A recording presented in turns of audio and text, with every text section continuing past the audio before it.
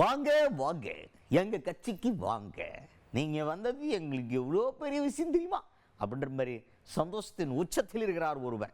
யார் அவர்? தாவேக தலைவர் விஜய் அவர்கள்.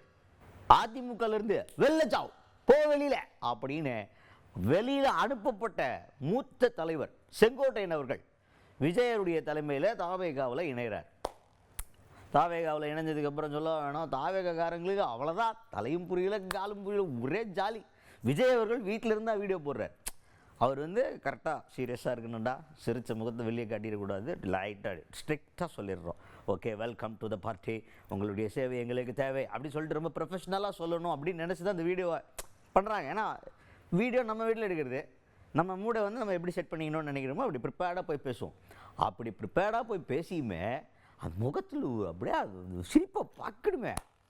இவர் வந்திருக்காரு, அவர் வந்துட்டப்பா எங்கள் பார்ட்டிக்கு பண்ணிட்டாரு, செம்ம சூப்பர் அப்படின்ற லெவலுக்கு அந்த சிரிப்பை கண்ட்ரோல் பண்ணி விஜய் அவர்கள் பேசக்கூடிய அந்த காட்சி இருக்கே, அந்த காட்சியிலே தெரிகிறது செங்கோட்டையன் அவர்களுடைய வருகை தாவேகாவுக்கு எவ்வளோ பெரிய பலமாக அமைஞ்சிருக்க போகுது அப்படிங்கிறது.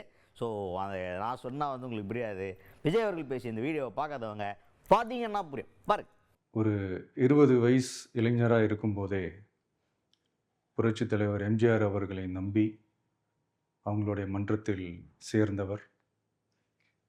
அந்த சின்ன வயசுலேயே எம்எல்ஏ என்ற ஒரு பெரிய பொறுப்பை ஏற்றவர். அதுக்கப்புறம் அவருடைய அந்த பயணத்தில் அந்த இயக்கத்தின் இருபெரும் தலைவர்களுக்கு ஒரு பெரிய நம்பிக்கைக்குரியவராக அரசியல் களத்தில் இருந்தவர்.